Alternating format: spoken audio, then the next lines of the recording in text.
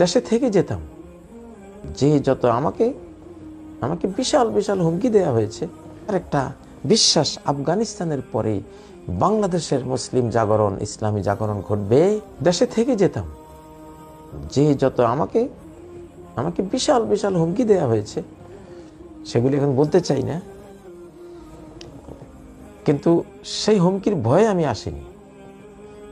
আমার অন্য একটা নিয়ত আছে ইনশাআল্লাহ। সামনে তো হযরত ঈসা আলাইহিস সালাম আসবেন, ইমাম মাহাদিরা আসবেন। সারা জীবন তাদের স্বপ্ন দেখেছি। স্বপ্ন বলতে তাদেরকে কামনা করেছি তারা কখন আসবেন। তো তারা তার বাংলাদেশে আসবেন না, প্রথমে আসবেন তো আরব বিশ্বেই ইনশাআল্লাহ। তো কিসমত থাকলে সাক্ষাৎ হয়ে যাবে ইনশাআল্লাহ। শুধু বাংলাদেশ নয়, গোটা পৃথিবী মুক্ত হবে ইনশাআল্লাহ। তো সেই মুক্তির প্রতীক্ষার জন্যই, চাক্ষুষ প্রত্যক্ষ প্রতীক্ষার জন্য